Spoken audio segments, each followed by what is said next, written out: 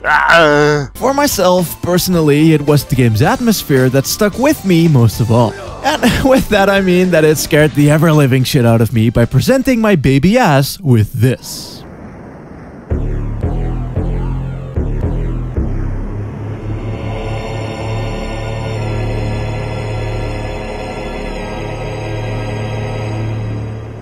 Namco has always had a massive team of accomplished composers, which is something the Tekken series has always benefited from. For its first entry though, they wouldn't really do that by way of the action-packed fighting game approach, but more so through giving the game this haunting melancholic tone. No, not that one. Stop it, shut up, stop, shut up, shut up. Oh, Jesus Christ. Right, so peep this, famine. Round 1. Fight.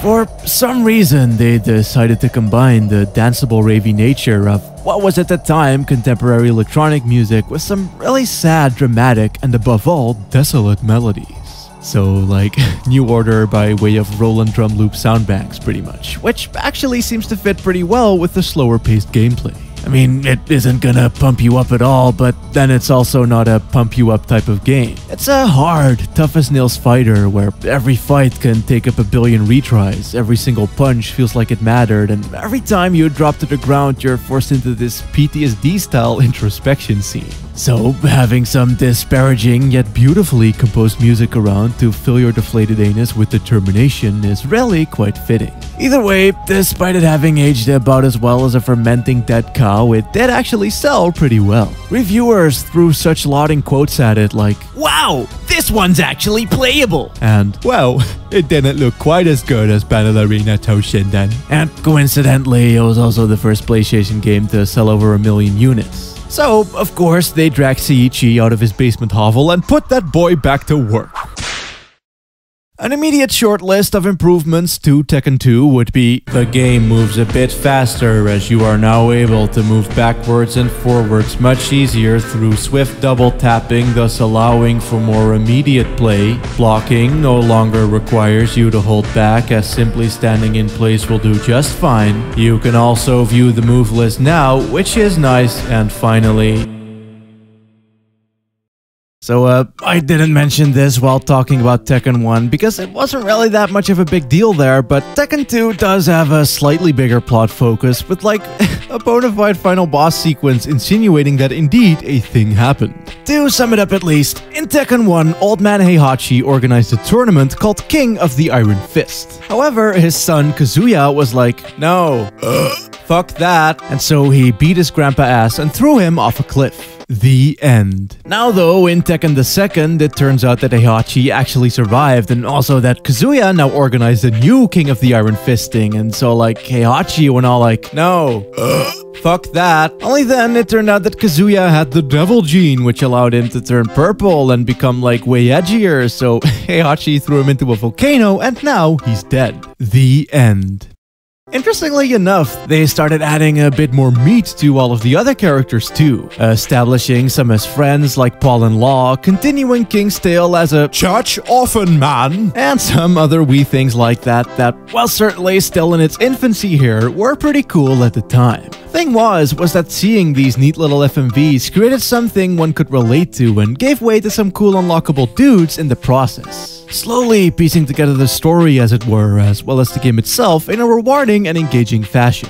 And yeah, sure, they did this in Tekken 1 as well, but see, there the unlockable characters were simply reskins of the main cast, some even maintaining the same voice clips. And where this did have the benefit of showing you how to play the game by pinning you up against a more skilled mirror of yourself near the end of each run, it did also make playing the actual game feel a tad pointless when all the rewards you get are deeply terrifying standalone FMVs. No, seriously, check out some of these fucking faces. Though, that isn't to say that Tekken 2 wasn't also more or less an accidental horror game either.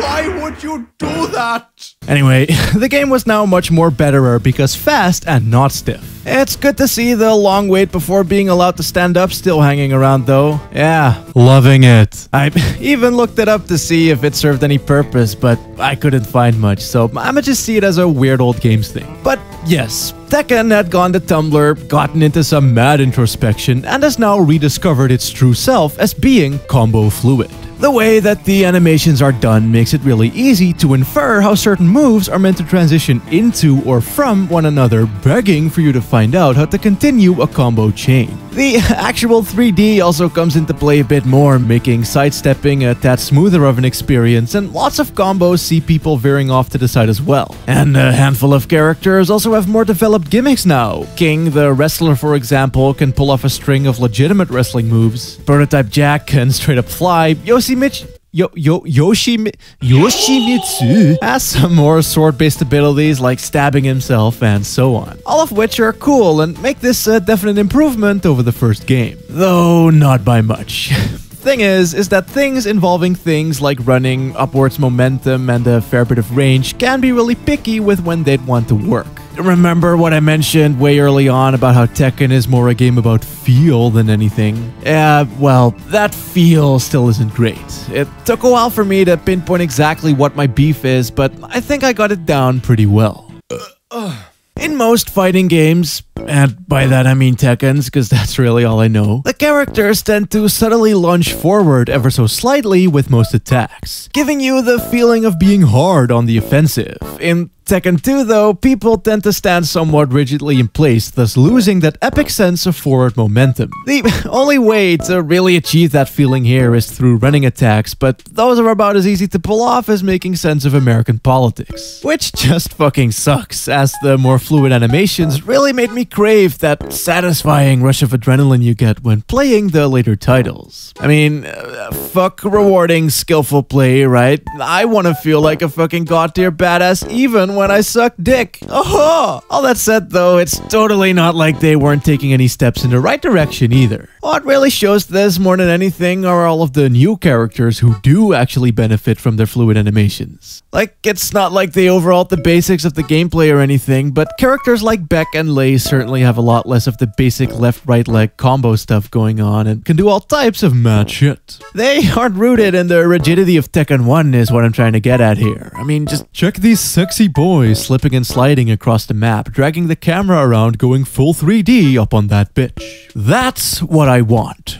It is what I need, and luckily it's way more indicative of where the series would be going in the very near future, but before we go to that future, let's come all over the aesthetic.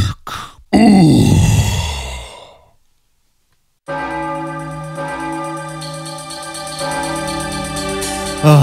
This game's soundtrack, man. Holy shit. It takes the Depressoville trend set by the last game, but combines it with some cock-pumping Raven garage music, yet also retaining the theme of the stage. Ending up with haunting church organs paired with 90s fashion runway bass lines, acid house drum loops, and those cheeky Japanese funk trumpets. It's such a weird fucking mix of weird fucking shit, and I love it. And hey, even the pre-renders have a bit more artistic merit to them, as they aren't just random-ass nature places anymore. Nah fam, you want neon-lit city skylines, giant cathedrals, moody industrial landscapes? The mirror realm. Well then we got you, fam. We got you hard. Shit like this really helps giving the game a bit more of its own personality, especially in a world where fighters were a dime a dozen. I'd say that the demonic iconography, bad boy CEO vibes, and the sudden dick flip that was Kazuya, who was essentially the Ryu of Tekken 1, now being the evil scary Batman, really made Tekken 2 stand apart, thus priming the world for the shitstorm that was about to unleash.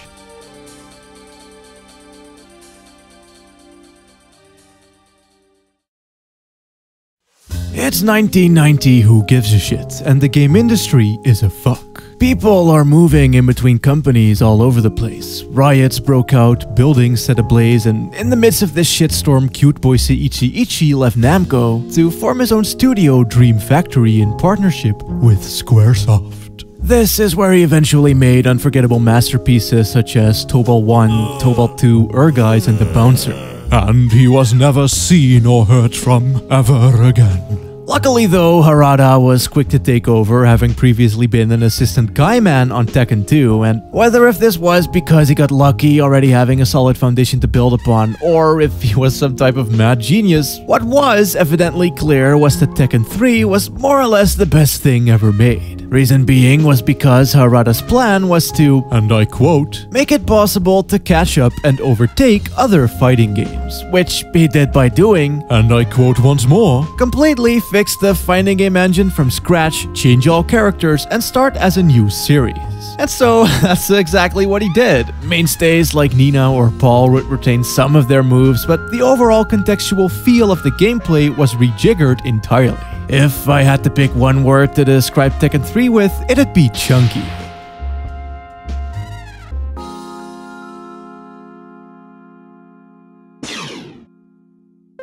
The menu sound effects are chunky, the soundtrack consisting out of grunge guitars, big beat drums, and heavy funk bass slaps is chunky.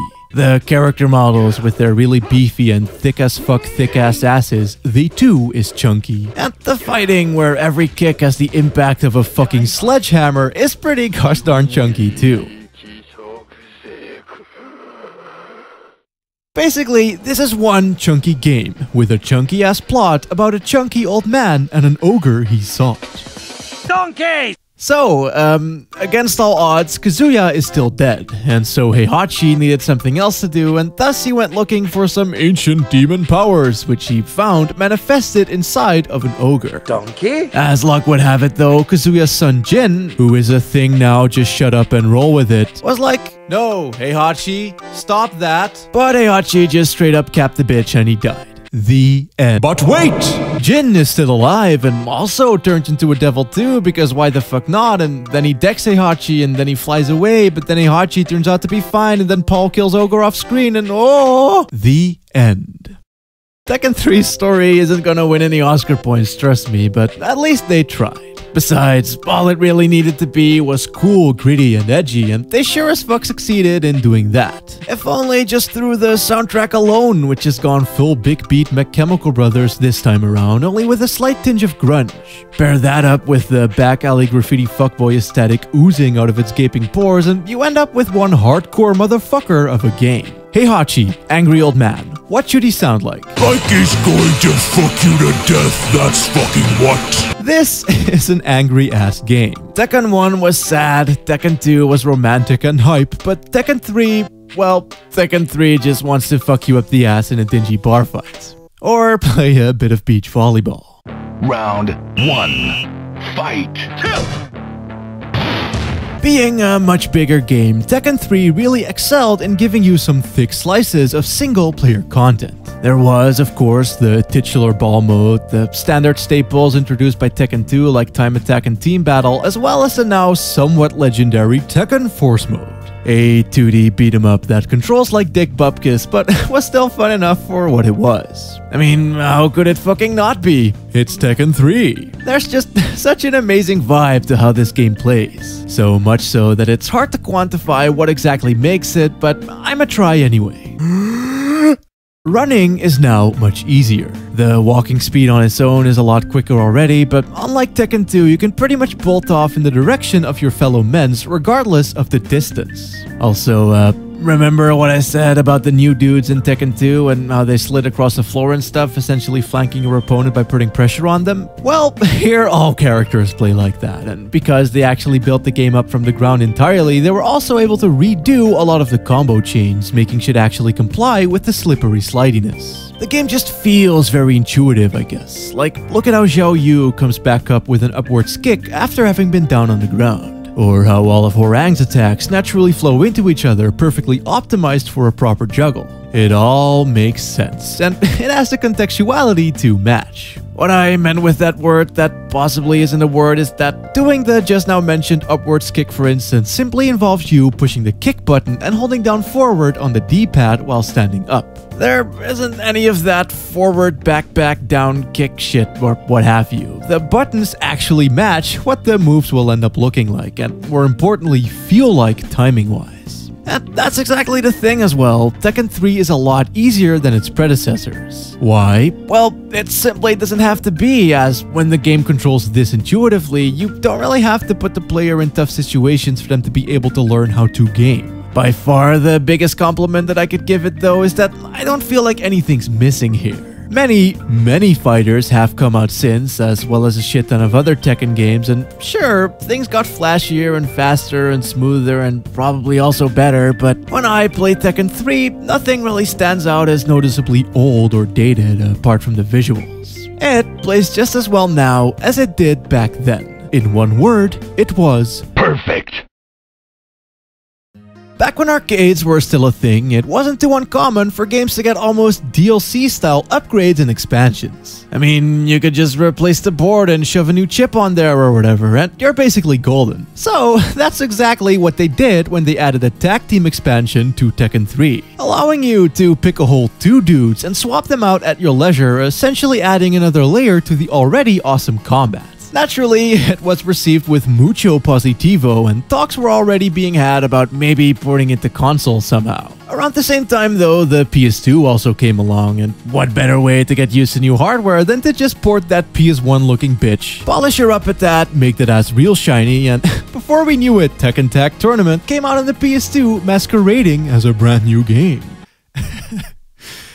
Okay, maybe that's a bit harsh, as it does have like new music and new stages and also a bunch of characters from Tekken 2, and hell, stylistically it's not even remotely similar, as it isn't edgy or gritty at all. If anything, it has more in common with Tekken 2 in that sense, with its airy, almost Mirror's Edge-like ambient piano tracks and its weird vocal sample thingies. All sound effects and voice clips were taken straight from Tekken 2 and 3's sound bank, however, so they sound a bit compressed compared to everything else, but hey, at least they made some new character portraits. Oh my god! In terms of gameplay, it's just kinda like Tekken 3 again, though the Tekken 2 people do seem to have been updated slightly, as they needed to be able to keep up of course and have smoother controls and better combo flow as a result. Overall though, as a product, I guess I can't help but feel like the complete package is a bit meh. To me at least, it feels more like a proof of concept than anything, a neat little spin-off made to show the potential of a mainline Tekken game running on the newest hardware. A very good spin-off, don't get me wrong, but one that ultimately seems to drift more towards novelty status as time goes on. Of course, that didn't stop it from selling boatloads of copies at the time, all due to Tekken Ball mode, I assume, making this the 3rd home run in a row. Wow, Namco. Great moves. Keep it up. Following this up, however, meant that they had to come up with the most revolutionary, technically advanced fighting game to have ever graced this earth. A game that would shatter conventions, reinvent the wheel, and make Tekken the biggest, baddest, coolest franchise ever. I am, of course, talking about the legendary Tekken Advance!